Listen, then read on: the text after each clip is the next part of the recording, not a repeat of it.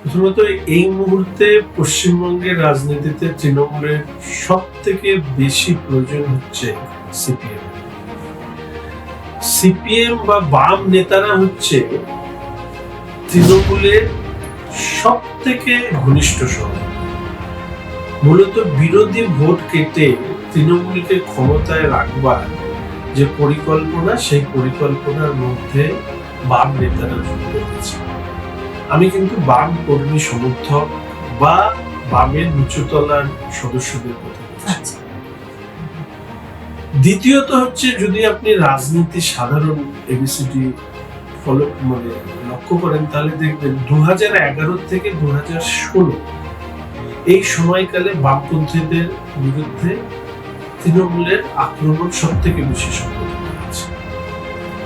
2018 সালের পঞ্চায়েত নির্বাচনে ভারতীয় জনতা পার্টির অভূতপূর্ব সাফল্য, 19-এ তাদের সাফল্য এই আক্রমণের লক্ষ্যবস্তুকে পাল্টে দেয় তৃণমূল কংগ্রেসে। তখন তারা বিজেপির উপরে আক্রমণ করে।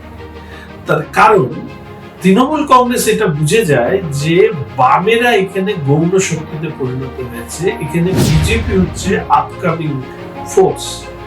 ফলে এই সময়কালে যাবতীয় হত্যা সংঘটিত হয়েছে সেটা ভারতীয় জনতা পার্টির কার্যকর্তাদের উপরে, এবং 2021-এর 2রা মের পরে প্রায় কয়েকশত কর্মী খুন করা হয়েছে।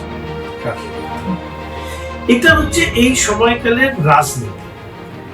শ্রমিকদা একটি কথা বলেছে যে বাম কর্মী সমর্থক সদস্যদের নেতারা হচ্ছে চেয়ার খুঁজছে, তার ফলে তারা এই ট্যাসিট আন্ডারস্ট্যান্ডিং করছে তৃণমূলের সাথে। তাদের এটা বোঝা উচিত যে বাম এই রাজ্যে তৃণমূল কংগ্রেসকে পরাস্ত করতে পারবে এই ক্ষমতা তাদের নেই। আজকের রাজনীতি, ভবিষ্যতে 50 বছর পরে, 100 বছর পরে কি হবে, কিন্তু এই মুহূর্তে নেই। ফলে এই মুহূর্তে বিরোধী ভোটকে এক রাখা প্রয়োজন। তৃণমূল কংগ্রেস বিরোধী সমস্ত ভোট ভারতীয় জনতা পার্টির পক্ষে আসা উচিত। সেটাই হচ্ছে এই রাজ্যে তৃণমূল কংগ্রেসের পতনের অন্যতম শর্ত হতে পারে। দ্বিতীয়ত হচ্ছে যে তৃণমূল কংগ্রেস ভারতীয় জনতা পার্টির ভোটের ফারাক হচ্ছে 40 লাখের কাছাকাছি। ডায়মন্ড হারবারের মতো সিটে অত্যন্ত প্রতিভাধর সাংসদ আছেন, যিনি পোলিং এজেন্ট, কাউন্টিং এজেন্ট, কাউকে বসতে দেন না। তিনি 68% ভোট পেয়েছেন, 7 লাখের কাছাকাছি মার্জিন। তো এরকম অনেক জায়গা আছে।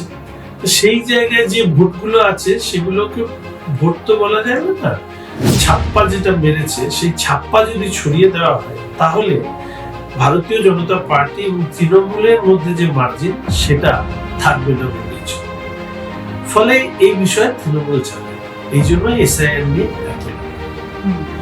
তৃতীয়ত হচ্ছে, এটা একটা অদ্ভুত জিনিস, জন্মসূত্রে হিন্দু তথাকথিত ধর্মনিরপেক্ষ মানুষদের এটা বোঝা উচিত যে মুসলিম সংখ্যাগরিষ্ঠ অঞ্চলে, সেটা আমাদের রাজ্যে 15,000 20,000 বুথ যদি হয়, সেই 15-20,000 বুথে বিজেপির কোনো এজেন্ট থাকে, সেখানে একাই তৃণমূল রাজত্ব চলে।